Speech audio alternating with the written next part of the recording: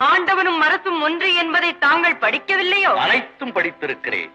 ஆனால் ஆண்டவனுக்கு சமமாக நிற்கும் பக்குவத்தை தாங்கள் இன்னும் அடையவில்லை என்று நினைக்கிறேன். காரணம்? பேச்சில் தொனியில் ஆணவம் கலந்து விட்டது.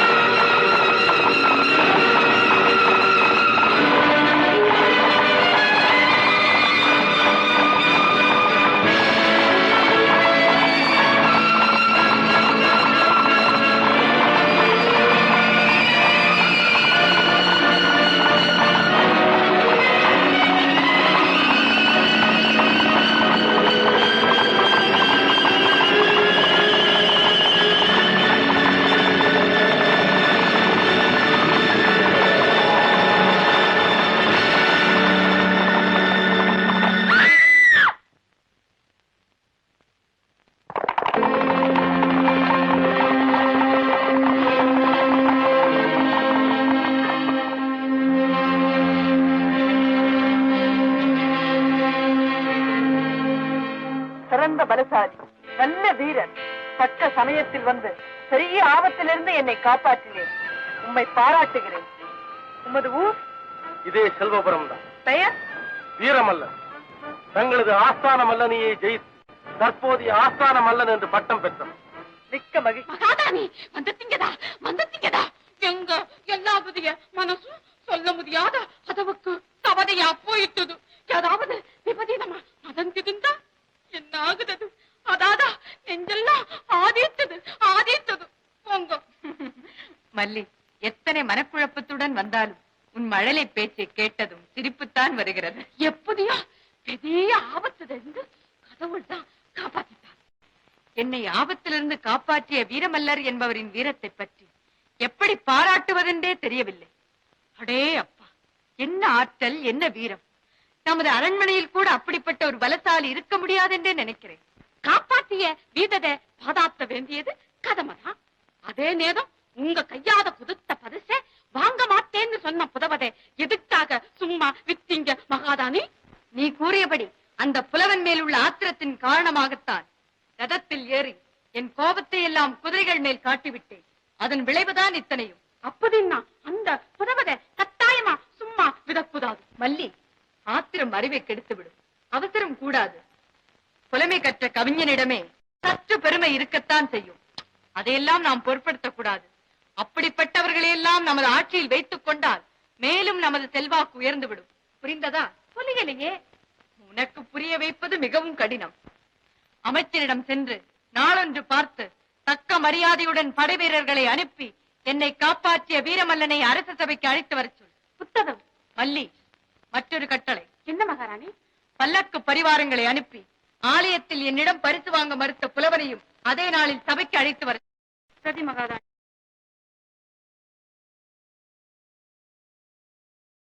திறமைமிக்க புலவனுக்கும் வலிமை படைத்த வீரனுக்கும் தக்க பதவிகளை கொடுத்து அரண்மனையிலே இருக்க செய்து விட்டால் கல்வி, வீரம் இவை இரண்டும் எனக்கே அடிமையாகிவிடும். பிறகு இந்த செல்வாம்பியைக்கு நிகர் உருவத்தை காட்டிடும் கண்ணாடி உலகத்தை வைத்தது என் முன்னாடி. உருவத்தை காட்டிடும் கண்ணாடி உலகத்தை வைத்தது என் முன்னாடி உருவத்தை காட்டிடும் கண்ணாடி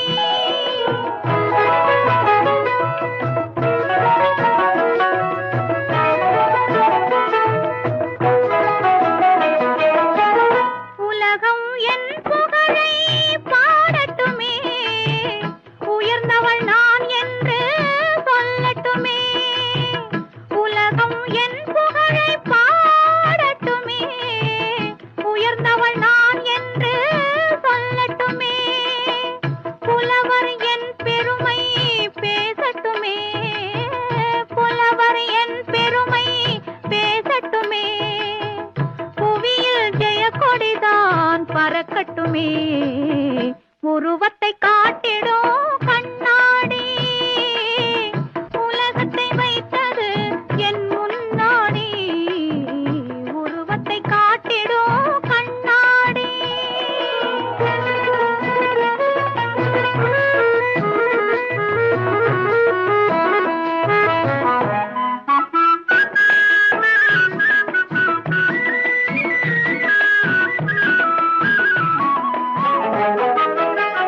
வேலிருக்கும் விழி மேலிருக்கும் என் இமை மூடி திறந்தால் சபை கூடும் வேலிருக்கும் விழி மேலிருக்கும் என் இமை மூடி திறந்தால் சபை கூடும் நான் இருக்கும் இடத்தில் நாடிருக்கும் நான் இருக்கும் இடத்தில் நாடிருக்கும் நான் என்னும் சொல்லே நடமாடும் உருவத்தை காட்டிடும் கண்ணாடி உலகத்தை வைத்தது என் முன்னாடி உருவத்தை காட்டிடும் கண்ணாடி